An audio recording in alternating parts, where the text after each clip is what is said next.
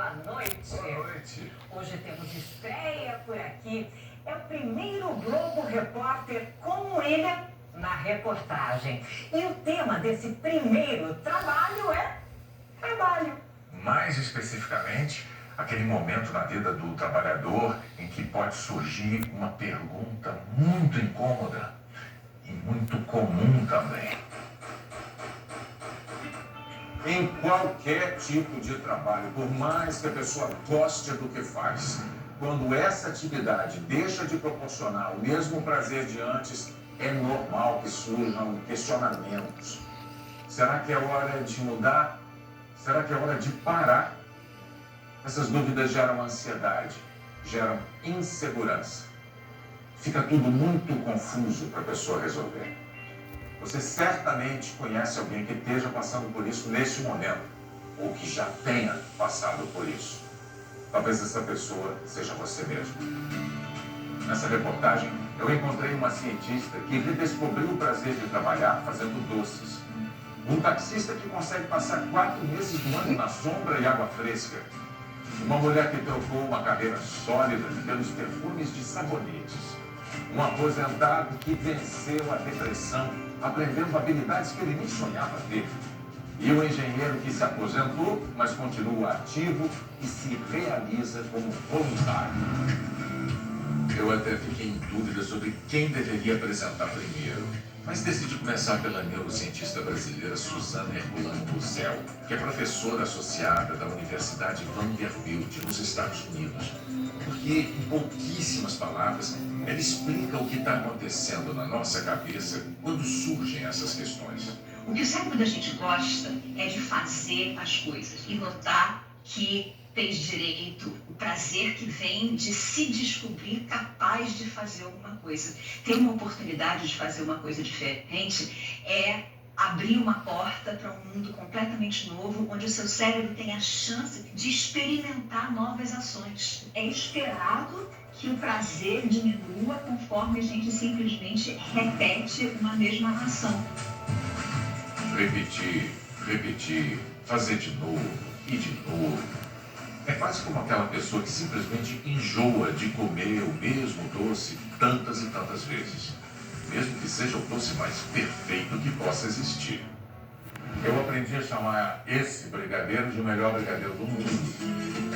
Eu uso manteiga, pó de chocolate, leite condensado e gema de ovo. Isso é novo para a maioria.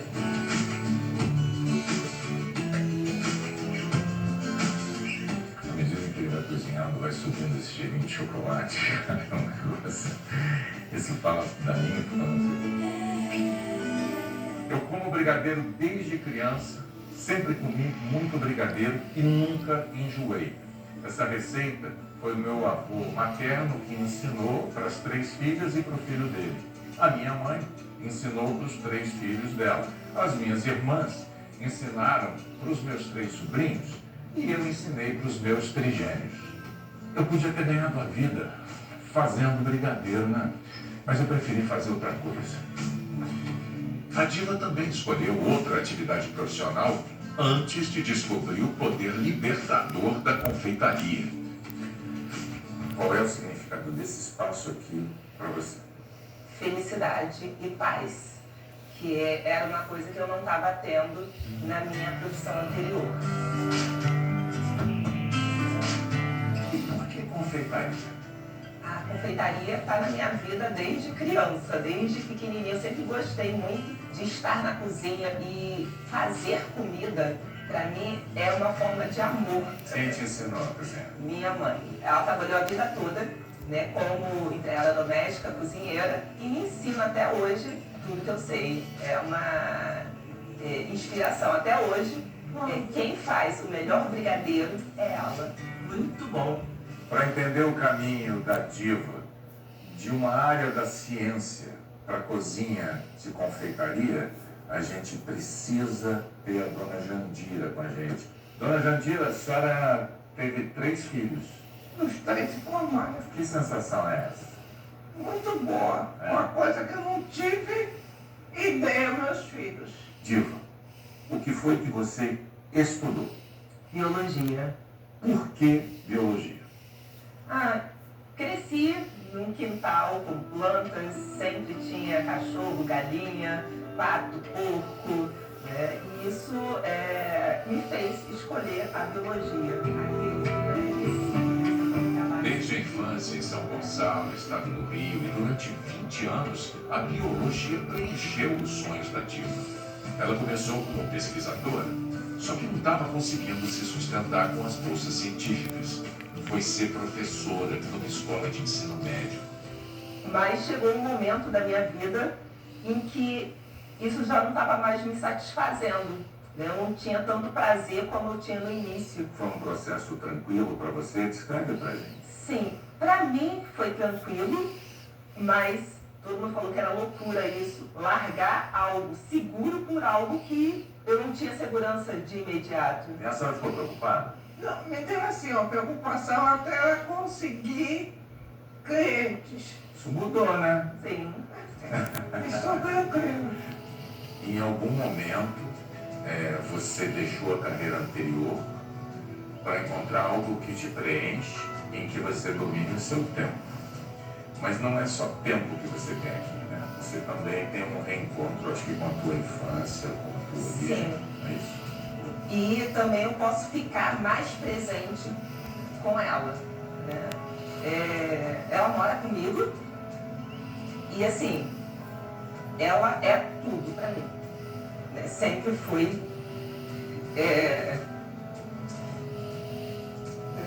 E assim, eu honro ela por tudo que ela fez, né? De deixar de comer para dar pra gente, de, sabe, não ter os dentes, porque ela falava que ela tinha que os filhos tinham que ir ao dentista, porque senão não ia conseguir um emprego se não tivesse os dentes perfeitos.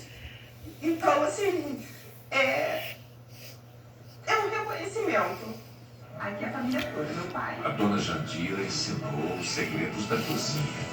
Mas para empreender, a diva precisou se preparar.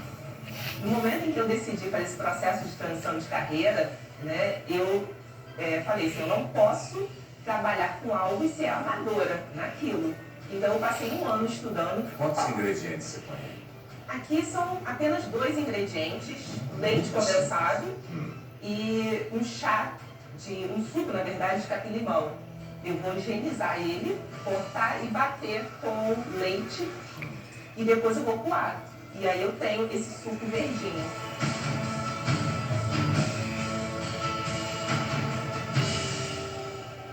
Atenção, hein?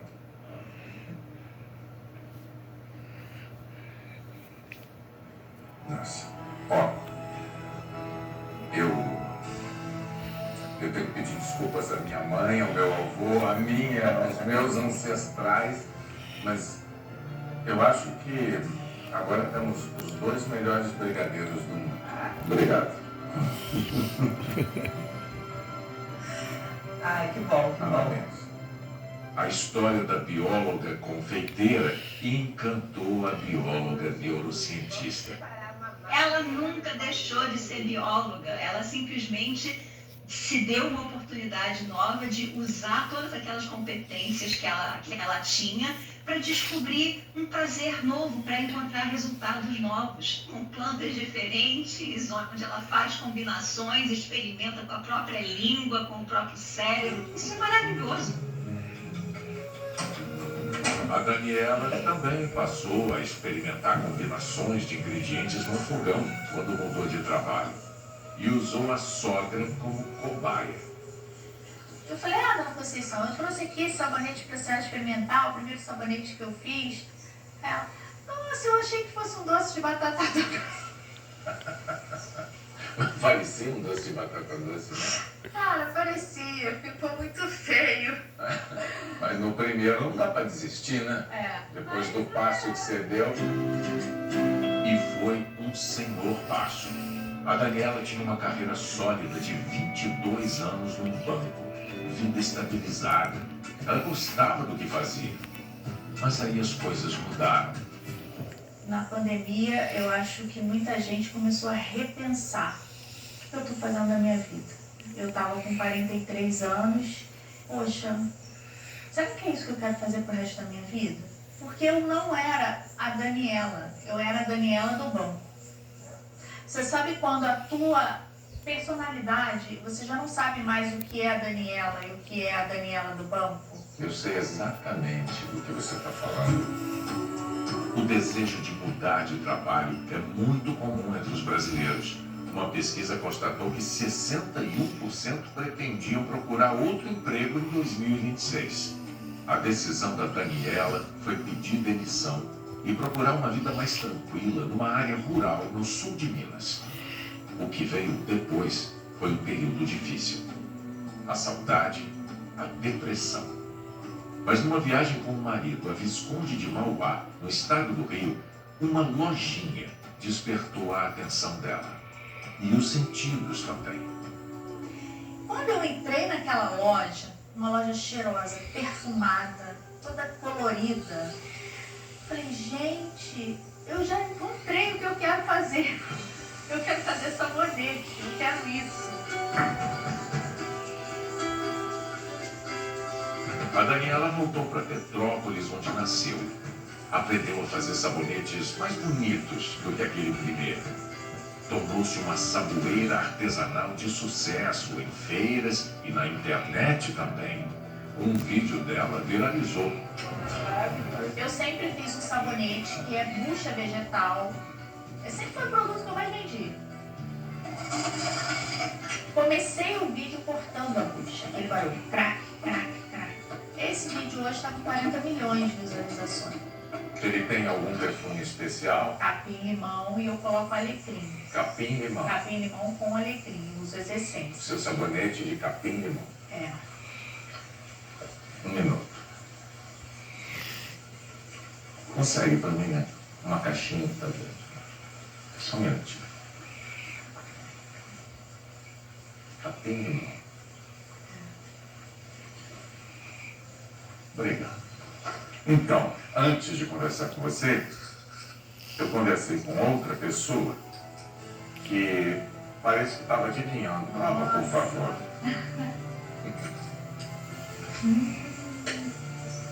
Delícia. Capim-limão. O capim-limão que mudou a vida da Dilma mudou a sua vida também. E que sabor isso tem para você? Um sabor de vitória. De que a gente pode. Sabe? Vitória é um gostinho que o Galdino conhece muito bem. Ele compartilhou essa história de sucesso com a gente, mesmo que o repórter não fosse quem ele esperava. Primeiro, eu preciso dizer que você se deu mal. Por quê? Porque podia ser a Sandra Nemberg, mas sou eu. Me disseram que você perguntou, mas quem que vai conversar comigo? É a Sandra ou ainda deu? Não deu sorte. Mas seja bem-vindo, rapaz. Que legal demais, né? O Galdino nunca foi sorte. Vamos dar uma palma? Aos 19 anos, trocou a Paraíba pelo Rio de Janeiro. Foi trabalhar no condomínio da Zona Sul. Eu comecei em faxina, né? Fazendo a limpeza do prédio. O faxineiro se tornou vigia noturno e passou a fazer uma renda extra durante o dia com um táxi. Aí eu rodava assim, tipo 5, 6 horas. Assim, não esticava tanto não, porque eu tinha a responsabilidade do prédio, né? Porque você tinha que... Tem que ficar acordado. É, ficar acordado, né? Eu não estudei. Então, isso fez muita falta por um tempo para mim. No início, não sei que eu achava o trabalho aqui muito fácil. Mas depois eu fui vendo que aquilo eu poderia ter mais conhecimento, né? Mas suas filhas estudaram? As minhas filhas estudaram, são 3 filhas mulheres. E ele quis mostrar pra gente o quão era importante. Ele não ter conseguido estudar, mas ele queria que a gente estudasse, né? Então, ele falava assim pra gente, você não tem que estudar para passar, você tem que estudar para aprender, você tem que ser alguém diferente. E assim a gente fez o fundamental, ensino médio, eu me graduei, eu me pós-graduei, muito por incentivo dele. Aqui eu fosse diferente. O táxi que bancou o estudo das filhas também garante visitas anuais à Paraíba numa espécie de período sabático que ele usa para encontrar outra filha, a neta mais velha e a companheira Mara. Digamos que eu trabalho 8 meses no Rio de Janeiro. E o resto do tempo você fica em casa? Aí eu viajo para lá, fico, digamos, 4 meses no norte. O ano passado eu fiquei 5 meses. Que isso, Galdino? Quase metade do ano lá. Isso. E o que você faz quando você vai para Paraíba?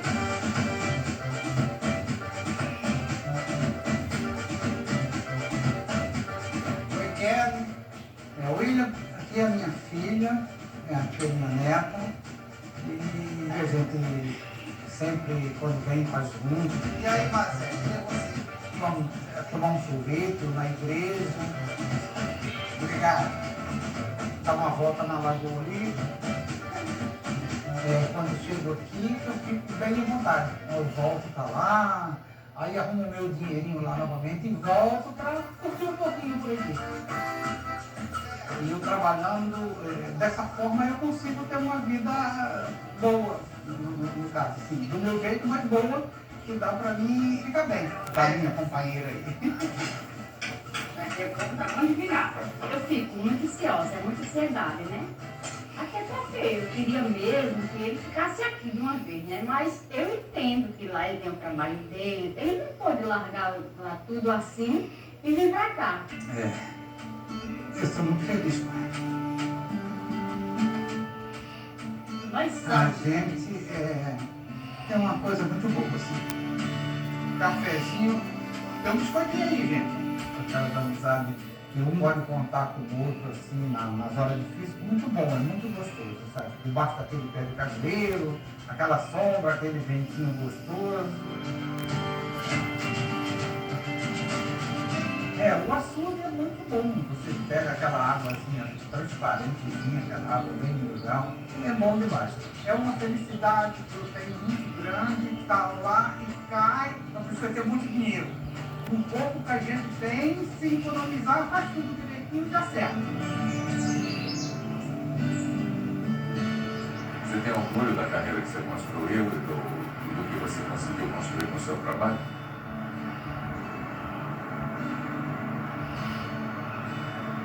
É uma sensação boa, né?